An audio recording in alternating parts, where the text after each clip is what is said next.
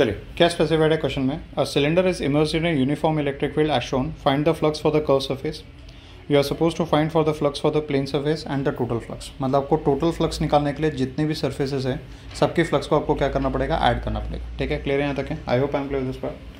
Suppose for example ये जो cylinder है, सिलेंडर का ये वाला जो सरफेस है, देखो ये वाला सरफेस, ये कौन सा सरफेस, फ्लैट सरफेस है कि कर्व सरफेस है? कर्व। तो अब मुझे क्या ड्रॉ करना पड़ेगा? फ्लक्स निकालने के लिए हमें फॉर्मूला क्या यूज़ करना है? अच्छा, यूनिफॉर्म फील्ड है कि नॉन यूनिफॉर्म? यूनिफॉर्म। यूनिफॉर्म मतलब फ्लक्स का फॉर्मूला क्या आएगा? ये कॉस थीटा। तो अगर मैं यहाँ पे कोई एरिया वेक्टर लूँ, छोटा सा एक एरिया लिया, तो इसका एरिया वेक्टर कैसा आएगा? कुछ इस तरह से आएगा। ये सुनो, अब ये एरिया वेक्टर जो है वो इलेक्ट्रिक फील्ड के साथ कितना एंगल बना रहा? 90 डिग्री। तो अगर मैं यहाँ पे बात कर रहा हूँ फॉर कर्व्ड सरफेस, अगर हम लोग बात करें तो कर्व सरफेस के लिए हमारा फॉर्मूला क्या यूज़ करना है? हमें यूज़ करना है flux for the curve surface, c s लिख रहा हूँ मैं। इट इज़ इक्वल टू क्या हो जाएगा? E into A into cos of theta. Yes no, and can I say in this case theta will be equal to 90 degree. ये देखें, ये एरिया वेक्टर है, ये फील्ड आपकी राइट में जा रही है, angle is 90 degree. Yes no, cos 90 कितना हो जाएगा? 0। तो I can say flux through the curve surface will be equal to कितना आएगा? 0 आएगा। ये बात आपको ध्यान रखना है। अंडरस्टूड?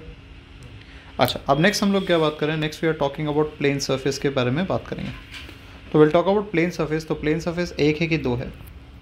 दो है। तो चलो, अभी मैं इसको नाम देता हूँ प्लेन सरफेस 1, इसको मैं नाम देता हूँ प्लेन सरफेस 2। अंडरस्टूड? अच्छा, मुझे बताए क्लोज्ड ऑब्जेक्ट के लिए जो हमारा एरिया वेक्टर होता है वो आउट ऑफ ऑब्जेक्ट के बाहर की तरफ डायरेक्ट होता है कि ऑब्जेक्ट के अंदर की तरफ? बाहर। हमेशा ध्यान रखना, एरिया वेक्टर जब भी क्लोज्ड ऑब्जेक्ट के लिए रहेगा वो हमेशा बाहर की तरफ। तो अगर मैं ये वाला एरिया कंसिडर करूँ तो इसके लिए एरिया वेक्टर राइट में कि लेफ्ट में? लेफ्ट। मतलब कहने से ये मेरा एरिया वेक्टर रहेगा। ये सुनो, क्लियर है यहाँ तक है? इसको मैं A1 नाम दे देता हूँ। ये मेरा फर्स्ट सरफेस है। अच्छा, A1 कहाँ पे डायरेक्टेड है? लेफ्ट की राइट? लेफ्ट। मेरी इलेक्ट्रिक फील्ड कहाँ डायरेक्टेड है? Right. What is angle between them? 180। What is cos 180? -1। What is cos 180? -1। तो यहाँ पे कितना आएगा? सो आई कैन से फ्लक्स φ1, तो φ1 विल बी इक्वल टू कितना आएगा? E इंटू A1 इंटू कितना आएगा? Cos of 180। कॉस 180 आपका -1 हो जाएगा, तो कहने से this will be equal to कितना आएगा? -E। Area can be written as pi r square. तो यहाँ पे कितना आएगा? E इंटू कितना आएगा? पाई आर स्क्वायर आ जाएगा। ये सुनो, ये मेरा फर्स्ट प्लेन सरफेस हो गया। ठीक है, अब मैं सेकंड प्लेन सरफेस की तरफ जा रहा हूँ। अच्छा, अब मुझे बताइए ये मेरा एरिया है। ये सुनो, एरिया वेक्टर कहाँ डायरेक्टेड रहेगा? राइट की लेफ्ट? सुनाई दिया? राइट। तो एरिया वेक्टर राइट की तरफ डायरेक्टेड रहेगा। ये सुनो, so this is my area vector. अच्छा, इलेक्ट्रिक फील्ड कहाँ डायरेक्टेड है? डायरेक्शन सेम ही है, हाँ है ना? ई भी आपका राइट है, ए भी आपका राइट है। What can you say about theta for this angle? 0। और ये वाले एरिया के लिए थीटा कितना है आपका? 180 है, हाँ है ना? तो यहाँ पे क्या हो जाएगा? सो इस केस में total flux φ2 can be written as E into यहाँ पे कितना आएगा? A2 इंटू कितना आएगा? Cos of 0। What is cos 0? 1। Area का वैल्यू कितना है? Pi r square. तो कहने से this can be written as E into कितना आएगा? Pi r square. ये सुनो, अब मुझे क्या निकालना है? अब मुझे निकालना है टोटल फ्लक्स निकालना है। तो टोटल फ्लक्स निकालने के लिए मुझे, ठीक है, तो टोटल फ्लक्स निकालने के लिए मुझे सिंपली ऐड करना पड़ेगा सबको।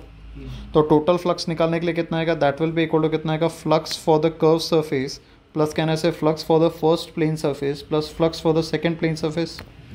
यस और नो, क्लियर है यहाँ तक है? अब मुझे तो ये वैल्यू कितना है? 0। ये वैल्यू नेगेटिव है, और जितना ये नेगेटिव है उतना ही φ2 आपका पॉजिटिव। तो नेट फ्लक्स कितना आएगा? 0। तो I can say total flux in this particular case will be equal to कितना आएगा? 0 आएगा। यस और नो? मतलब यहाँ से एक इंपॉर्टेंट इंटरप्रिटेशन आ रहा है, जब भी आप किसी क्लोज्ड ऑब्जेक्ट को यूनिफॉर्म फील्ड के अंदर में इमर्स करेंगे उसके लिए नेट फ्लक्स कितना रहेगा आपका? 0 रहेगा। मतलब जितना फ्लक्स आपका एक साइड से एंटर करेगा उतना ही फ्लक्स दूसरी साइड से क्या करेगा? लीव करेगा। ये बात आपको ध्यान रखना है। तो नोट पॉइंट क्या है कि जब भी आप किसी क्लोज्ड ऑब्जेक्ट को यूनिफॉर्म इलेक्ट्रिक फील्ड में इमर्स करेंगे तो आपका नेट फ्लक्स कितना हो जाएगा? आपका 0 होगा। Understood? I hope I am clear with this part. Any confusion in this case? Are we clear with this part? देख लीजिए, इसमें कोई इशू तो नहीं। चलो, moving on to next part. So this was about your electric flux.